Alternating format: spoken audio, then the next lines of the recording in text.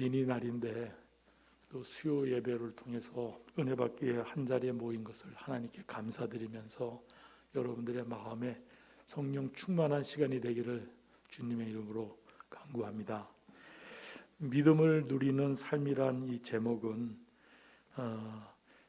복음과 믿음을 우리가 이미 받았음에도 불구하고 기쁨이 넘치지 못하는 상황과 그러한 우리의 삶, 하나님을 만끽하지 못하고 있는 우리의 삶을 바라볼 것을 제가 점검하는 것, 이것으로서 기쁨을 누리는 것을 여러분과 함께 나누고 싶어서 제목을 갖고 있습니다.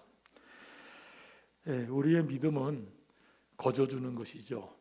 성령으로 아니하면 얻을 수 없다고 고린도전서에 이미 밝히고 있습니다. 그럼에도 불구하고 우리는 이 믿음을 통해서 하나님으로서 하나님이 주신 사랑과 은혜와 소망에 대해서 기뻐하지 못하고 있는 것에 대해서 우리를 되돌아보는 시간이 되어야 될 것 같습니다.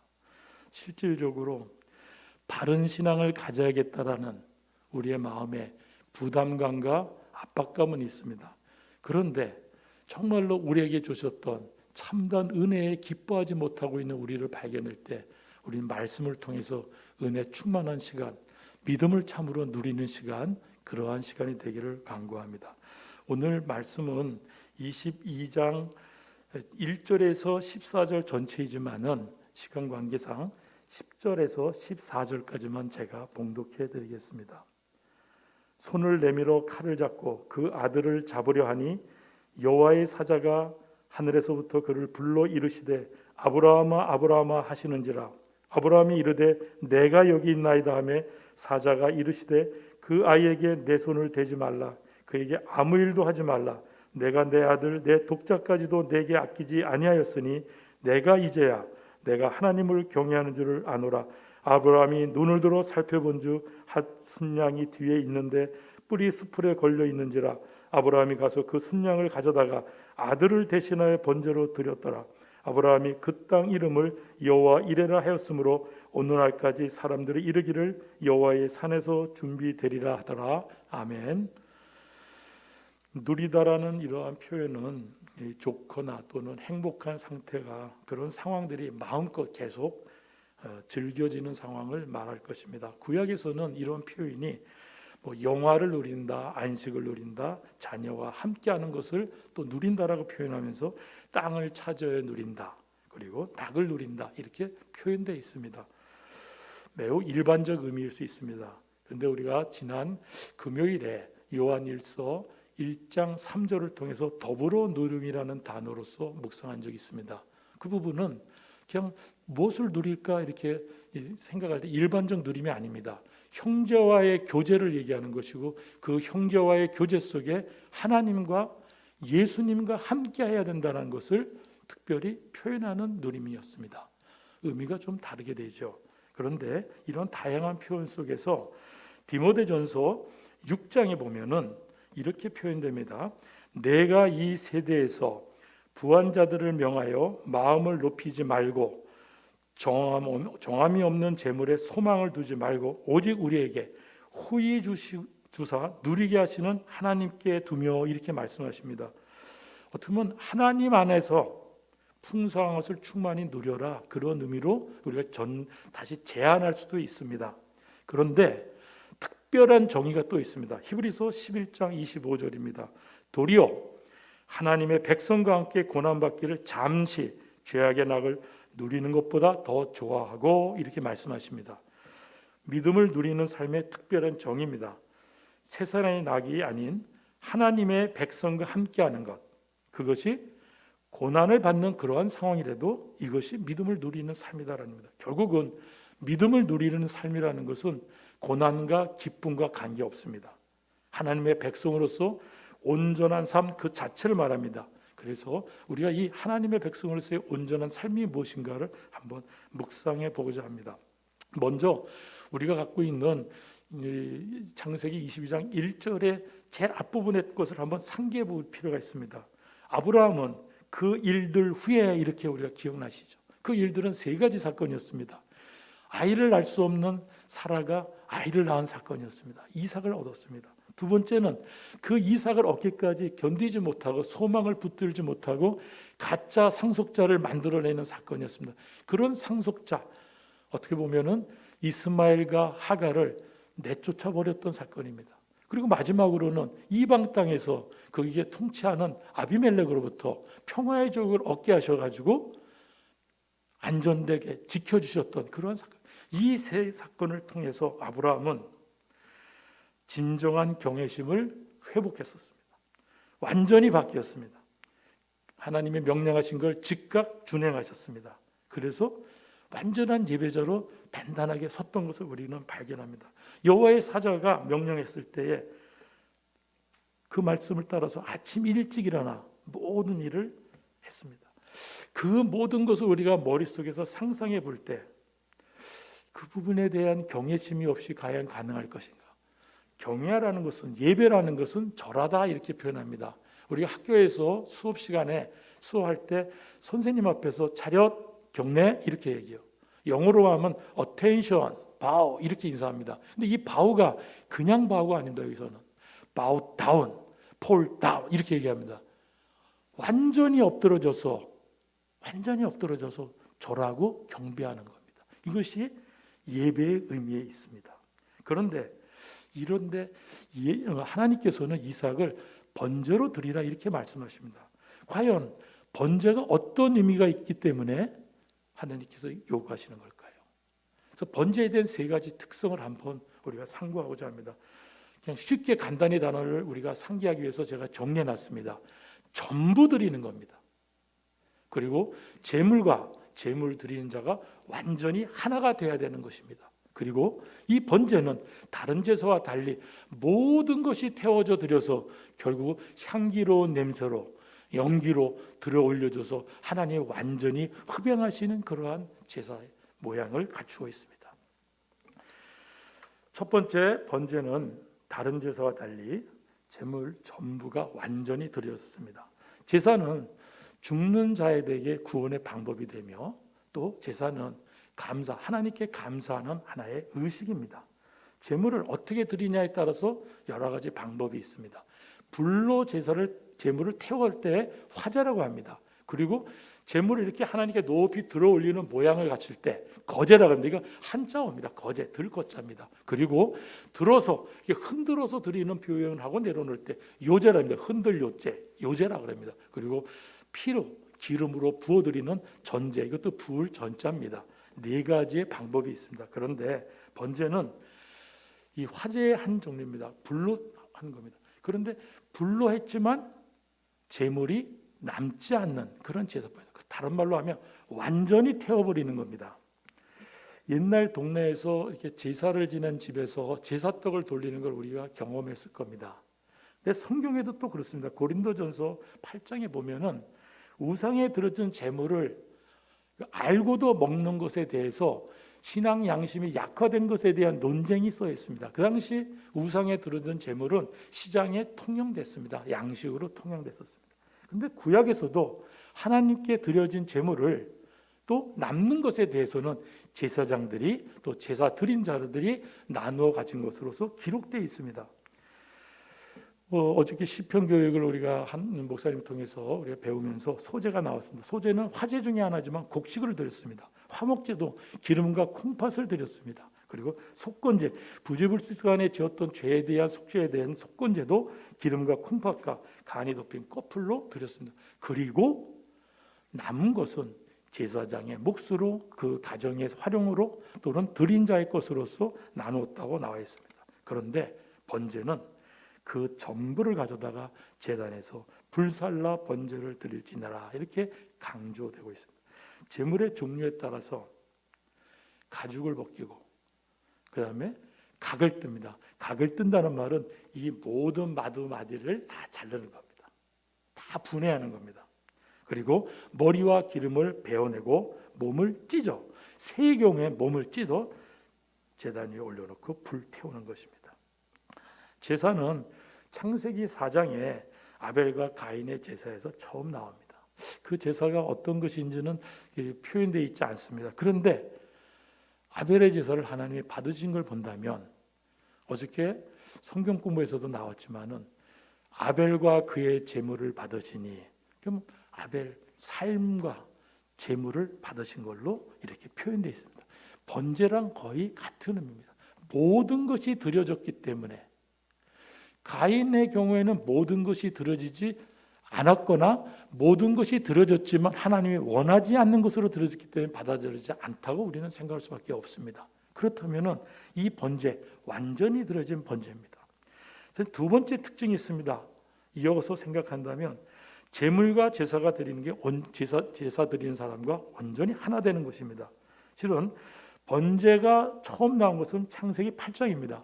노아가 홍수로 인해서 심판이 다 됐을 때, 새 땅이 나왔을 때 번제를 드렸다라고 표현되어 있습니다. 그럴 때 여호와께서 향기를 받으시고 사람으로 땅을 저주하지 않겠다, 사람의 잘못으로 이제 땅을 저주하지 않겠다, 이렇게 약속하시고 용서해 주십니다. 이렇게 본다면 번제물의 특징이 있습니다. 번제물에 대한 특징은 번제에 손을 얹어야 됩니다. 머리에. 제물로 인정됩니다. 그 순간에 우리가 말하는 레위기 1장 4절 세 번역의 표현을 그대로 보면 제물을 가져온 사람은 제물의 머리 위에 자기의 손을 얹어야 한다. 그래야만 그것을 속죄하는 제물로 받으실 것이다. 다른 말로 하면 안수하면, 이렇게 우리는 알고 있습니다. 이처럼 번제의 목적은 속죄입니다. 제물과 자기가 하나 되는 것이죠. 신학적으로는 이것을 죄의 전가 이렇게 표현합니다. 나의 모든 죄를 이 제물에 전가시켜서 이 제물이 완전히 태워져서 나의 죄도 완전히 새롭게 된다는 것에 대한 표현을 이렇게 보여주고 있다고 봅니다. 두 번째, 이 제물과 제사 드린 자가 하나 되는 모습에 대한 표현에는 레위기 1장에 보면 예배 드리는 자가 직접 드리는데 표현을 2절에 있습니다. 예물을 드리려거든 5절에 그는 수송아지를 잡아야 한다. 또 6절에 그는 가죽을 벗기고 각을 뜰 것이라고 하나님께서 모세에게 설명해 주십니다. 제물을 잡는 것은 제사장이 아닙니다. 속죄받아야 될 죄인이 직접 받습니다. 한번 상상해 보십시오. 제물이 움직이지 않게 하려면 생명을 끊어야 됩니다.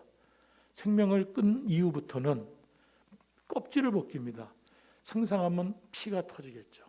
온몸이 우리도 피, 제사를 드리고 있는 속죄받고자 하는 자가 그 제물의 피로 범벅이 돼 손도 다 그렇게 묻을 겁니다. 결국은 자기의 죄를 하나씩 하나씩 고백하는 그러한 모습을 우리는 상상할 수 있습니다. 그런데 지금 이 아브라함의 번제는 아브라함의 죄에 대한 속죄와 관련된 번제가 아닙니다. 이것은 하나님이 약속하신 것을 성취하기 위한, 어떻게 보면 완전한 헌신에 대한 제물의 하나됨을 보여주고 있는 것입니다. 마지막 세 번째 번제의 특징은 제물 전부가 제가 돼서 제단 옆에 다시 제까지 드려집니다. 연기로 완전히 올려드리지는, 향기로운 냄새로 드려지는, 흡양되는 것입니다. 번제를 히브리어로 말하면 올라 이렇게 표현합니다. 그것은 알라라는, 올리다라는 동사에서 파생된 명사인데 우리 사사기 13장 20절입니다. 한번 같이 읽겠습니다.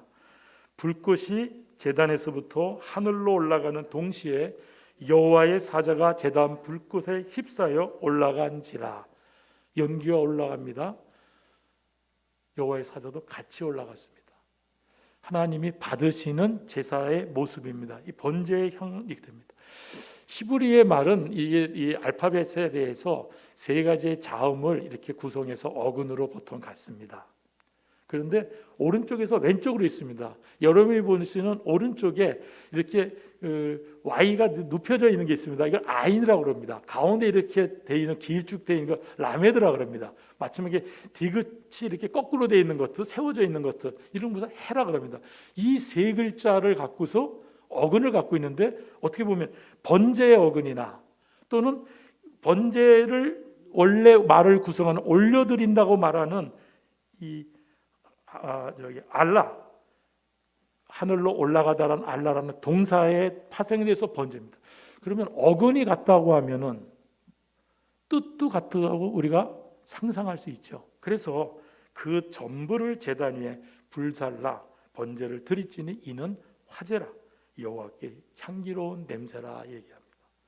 번제는 완전히 태워져서 연기가 돼서 하나님께 완전히 흡양되는 그러한 특징을 갖고 있습니다. 정리하면 번제는 제물 전부가 하나님께 드려졌고 제물과 제물 드리는 자가 온전히 하나가 되었습니다. 완전히 태워져서 향기로운 냄새와 연기로 흡양됐다고 되어 있습니다. 하나님께서 아브라함에게 이삭을 이렇게 번제로 드리라고 지시한 겁니다. 아브라함은 번제, 이 완전한 예배를 과연 드렸는가요? 네, 그렇습니다. 우리가 알고 있죠. 이삭은 아브라함에게 전부였습니다. 백세여 된 독자였습니다. 땅이 튈 것처럼, 하늘에 있는 셀 수 없는 무별처럼 이걸로 인해서 큰 민족을 이루는 약속의 존재였습니다. 그 존재, 자기의 축복에 대한 모든 것이 된 이삭을 드린 것입니다. 두 번째로 우리가 알고 있는 이 신앙 고백을 통해서 배우지 않았습니까? 크레도인, 번제에 온몸을 드린 겁니다.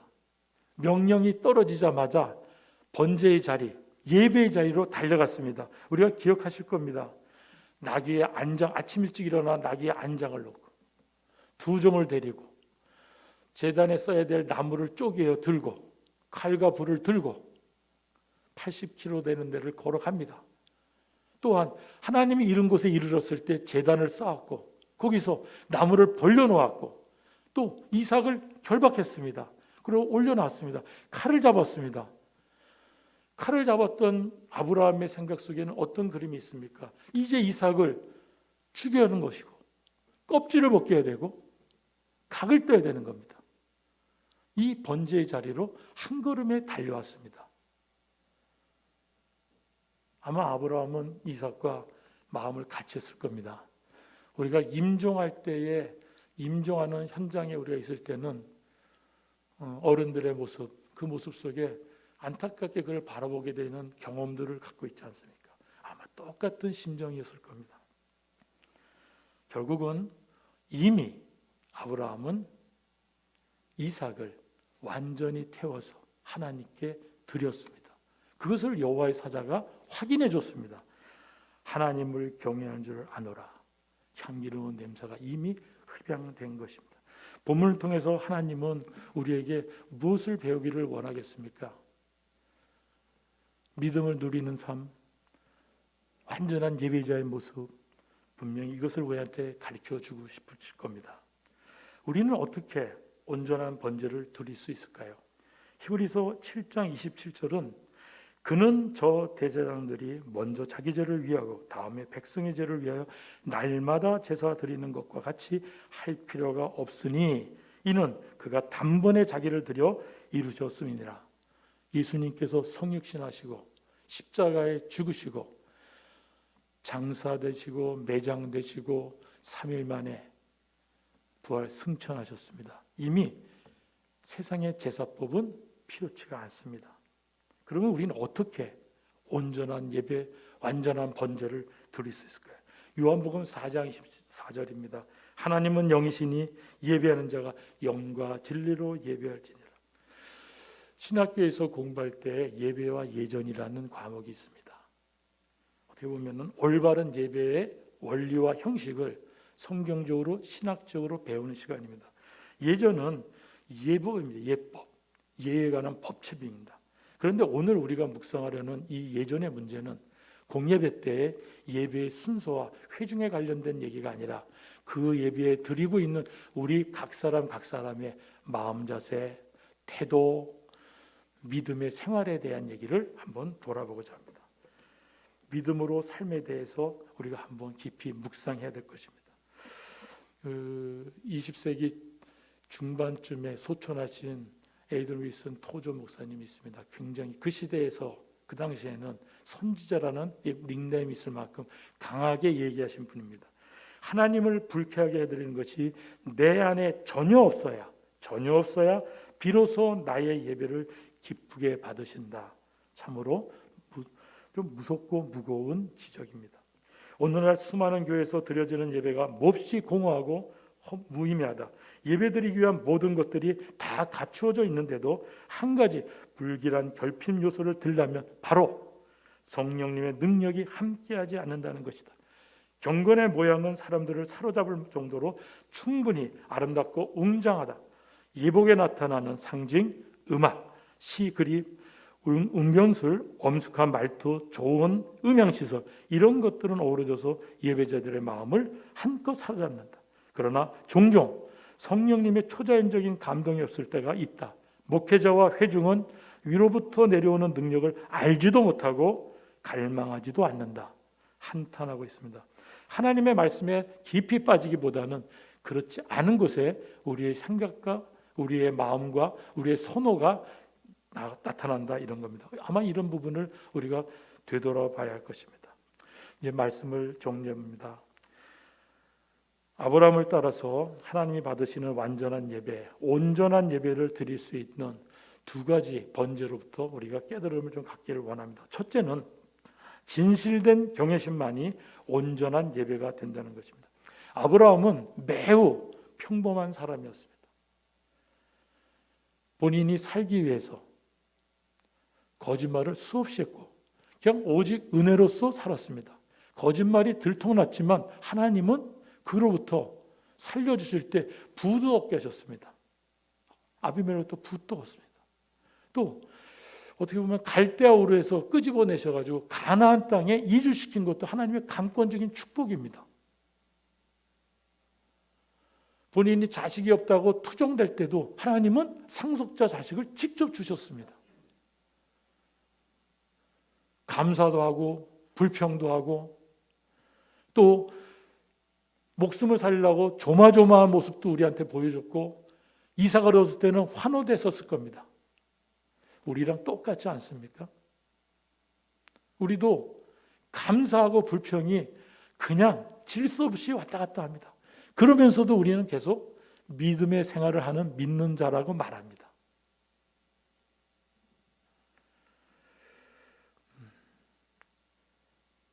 아브라함은 그 일 후에 완전히 변했습니다. 우리도 변해야 됩니다. 아브라함이 평생 살았지만은 그 일들 후에 변한 것처럼 우리도 변해야 될 것입니다. 하나님이 나를 감찰하고 계시는 것을, 하나님이 나를 동행하고 계시는 것을, 나와의 곁에 온전히 내 안에 성령님으로서 내주하고 계심을 우리가 깨달아 알아야 됩니다.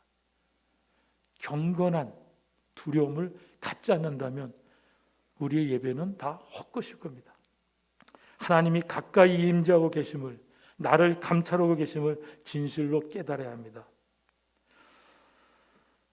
아마 기억하실 겁니다. 계시록 기록했던 세례 요한이 밤모섬에서 본인의 뒤에서 들리는 큰 음성, 나팔 소리를 듣고 자기가 본즉 죽은 자 같이 되매, 이렇게 보여. 죽은 자 같이 되매. 이렇게 경외심 속에 우리가 우리의 신앙을 돌아보지 않는다면 우리 신앙은 종교에 따른 어떤 습관이나 행동이나 놀이가 될 수도 있을 겁니다. 평신도는 놀이가 없을 거예요. 평신도 아닌 사람들은 놀이를 할 수도 있는 겁니다. 이사야 6장 3절에 그 경외심으로 인하여 거룩하다 거룩하다 화로다 나여 망하게 되었도다, 이런 고백을 우리는 봅니다. 토조 목사님은 이런 경외심은 경외감과 침묵 속에서 오 하나님, 하나님은 아십니다, 이렇게 속삭이게 말한다고 합니다. 우리가 예배 드릴 때마저도 이러한 경외심이 없다면 우리 예배를 돌아봐야 됩니다. 그런데 우린 삶 속에서도 이러한 경외심을 우리는 아브라함처럼 이제 다시 한번 갖추고 회복해야 될 것입니다. 이것은 성령님만이 가능한 것이 우리의 의지, 마인드 컨트롤 이런 걸로 되는 것은 아닙니다. 둘째는 예배가 전부일 때 온전한 예배가 됩니다. 아브라함은 번제를 드리는데 전력했습니다. 그렇다면 우리는 일상의 삶에서 예배자로 살아야 할 것입니다. 우리는 얼마나 예배에 전력했습니까? 코로나19로 인해서 1년 반 우리가 돌아봅니다. 우리는 얼마나 예배에 온전히 나아갔나요? 이 말의 질문은, 이 질문의 요지는 가급적 예배당에 와서 예배를 드렸습니까? 당신은 코로나19 상황에 우리 주보에 적혀져 있는 예배, 요일마다 드려지는 예배, 새벽 예배, 이 모든 것에 예배자로서 당신은 함께 했습니까? 이런 걸 묻는 건 아닙니다. 이 예배에 당신의 삶을, 당신이 보이지 않는 곳의 삶 속에서 과연 하나님을 더불어 살았습니까를 묻는 겁니다.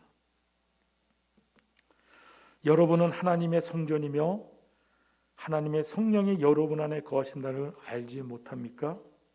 누구든지 하나님의 성전을 파괴하면 하나님께서도 그 사람을 멸하실 것입니다. 하나님의 성전은 거룩합니다. 여러분은 하나님의 성전입니다. 고린도전서에 명확히 얘기하고 있습니다. 그래서 주일에만, 예배당에만 계시는 하나님으로 코로나19에 우리도 모르게 썬데이 크리스찬이라는 말이 있지 않습니까?